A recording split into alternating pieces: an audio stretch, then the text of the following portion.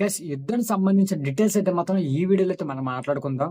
Donald Trump అయితే మాత్రం అస్సలు తగ్గేదే లేదే అంటున్నాడు అనమాట. ఆయన అయితే ఒక మీడియాలో చెప్పడం అయితే జరిగింది. ఇజ్రాయెల్ ఏమో కొడితే కుంభస్థానం కొట్టాలి, ఇప్పుడే కొట్టాలి అనే ఉద్దేశంతో అయితే మాత్రం నడుస్తుంది. ఏ దేశంలోనైనా ఒక దేశం మీద పంతం ఎందుకు పాలిస్తారంటే ఆ దేశం బయటకు వచ్చేసిద్ది, జనాలంతా రోడ్డు మీదకి వచ్చేస్తారు, తర్వాత ఇబ్బంది పడిపోయింది, తల దించుకుండిద్ది అనేలాగైతే యుద్ధం అయితే చేస్తారు కదా. కానీ ఇరాన్ అయితే ఏం చేసిందంటే అమెరికా దేశం ఏదైతే ఉందో దాంతో సాటు సంబంధించినటువంటి టైఅప్ అయిన ప్రతి ఒక్క దేశాన్ని అయితే మాత్రం మేము ఊపిరి ఆడకుండా మాత్రం వదలమన్నమాట. ఆయన ఇలాగైతే మాత్రం ప్రయత్నిస్తుంది ఇరాన్ అయితే. ఇరాక్ తో పోలిస్తే ఇరాన్ అయితే మాత్రం 3 రెట్లు పెద్ద అనమాట.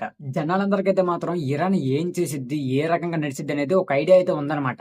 అమెరికా అయితే మాత్రం పలుకుబడి ఉంది, పెద్ద ధనం ఉంది, ఎక్కువగా అయితే మాత్రం యుద్ధ సైన్యాలు అనేవి చాలా అయితే ఉన్నాయన్నమాట. ఆ రకంగానే ట్రంప్ గారు అయితే మాత్రం ఒకటే అంటున్నారన్నమాట నినాదం అయితే మాత్రం.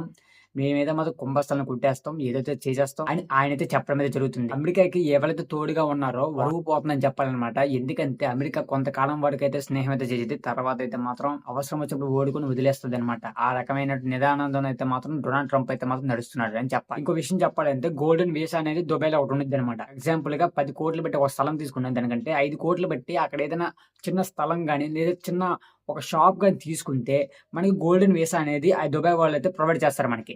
ఆ గోల్డెన్ వీసా ఉంటే మనకి ఏంటంటే లాభం అంటే ప్రతిసారి మనం అయితే మాత్రం దుబాయ్ వెళ్ళొచ్చు, రావచ్చు, రాకపోవతలు జరుగుతాయి అనమాట. ఇంకా దుబాయ్ అనేది సేఫ్ అని మనం అయితే మాత్రం ఆ యొక్క కార్డు కోసం అయితే వెళ్తాం కదా. కానీ దుబాయ్ అనేది కొలాబ్ అయిపోయింది ఇప్పుడైతే. బుర్జ్ ఖలీఫా ఇవన్నీ చాలా ఉంటాయి కదా అక్కడ ప్లేసెస్.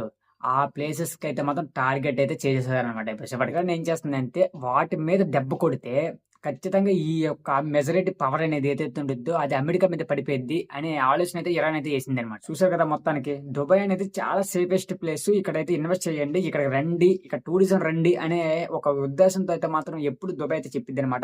ఇప్పుడు ఫటాఫంతులు అయిపోయింది ఆ పేరే. అమెరికాకి స్నేహం చేసే సౌదీ అరేబియా, యూఏ, ఖతాన్ ఇవన్నీ మాత్రం సున్నాతో సంబంధించినటువంటి అయిపోయాయి అనమాట. ఎందుకంటే స్నేహం చేసేంత వరకే, తర్వాత అయితే మాత్రం ఏ మాత్రం కూడా ఉపయోగపడకుండా చేసేసింది అనమాట అమెరికా. ఇక్కడ నుంచి అమెరికాకి స్నేహం చేయాలనుకుంటే మాత్రం ఏ దేశమైనా కూడా కొంచెం జంగుతుంది అనమాట. యుద్ధానికి సంబంధించినవి డీటెయిల్స్ కావాలనుకుంటే మన ఛానల్ సబ్స్క్రైబ్ చేసుకుని రెడీగా అయితే ఉండండి. బెల్ ఐకాన్ కూడా ఆన్లో పెట్టుకోండి. ఎందుకంటే బెల్ ఐకాన్ ఆన్లో పెట్టుకోమని చెప్పానంటే ప్రతి ఒక్క వీడియో పెట్టగా మీ దాకా రావాలంటే బెల్ ఐకాన్ ఆన్లో ఉండాలన్నమాట. సబ్స్క్రైబ్ చేసిన తర్వాత బెల్ ఐకాన్ ఆన్లో పెట్టుకోండి. ఇంకా ఫస్ట్ ఈ వీడియోకి అయితే ఒక లైక్ చేసేసి ఈ వీడియో అయితే కంటిన్యూ చేసేద్దాం. ఇప్పుడు ఇరాన్ అయితే మాత్రం ఇంత దెబ్బ కొడుతుందని ఎవరు కూడా ఎక్స్పెక్ట్ చేయలేదు అనమాట. కానీ ఇరాన్ దేశానికి రేపొద్దున ఏం జరుగుతుందో మనం అయితే చెప్పలేం. ఇప్పుడు ఏదైతే సఫరింగ్ అవుతుంది దేశాలు ఇవన్నీ మామూలుగా వదిలేద్దాం, కానీ మన వాళ్ళైతే మాత్రం ఆ దేశాలు అయితే సఫర్ అవుతున్నారు. అదైతే మనం అయితే గుర్తు పెట్టుకోవాల్సిన పరిస్థితి అయితే ఉందన్నమాట. వీటి రెండు ఎలా వస్తారో చూస్తాను అనమాట. ఇరాన్ అయితే ఇప్పుడు 16 లక్షల స్క్వేర్ ఫీట్స్ అనమాట ఇరాన్ అయితే. ఇజ్రాయెల్ అయితే మాత్రం చాలా చిన్నదనమాట, మన దేశాల కల్లా చిన్నది, ప్లస్ అది కాక పాపులేషన్ కూడా చిన్నది, తక్కువ మంది ఉంటారనమాట. యుద్ధం చేయాల్సినది అనమాట. కానీ పాకిస్తాన్ తోసేయాలి ఇలాంటి తైన యుద్ధంలోకి. ఇంకొకటి టర్కీని తోసేయాలి యుద్ధానికి.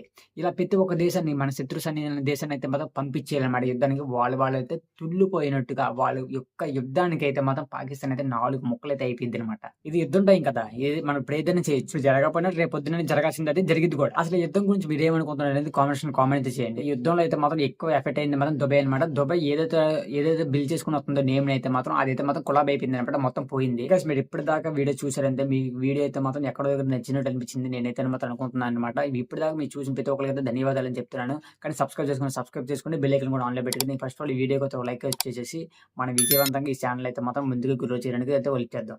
Okay, bye.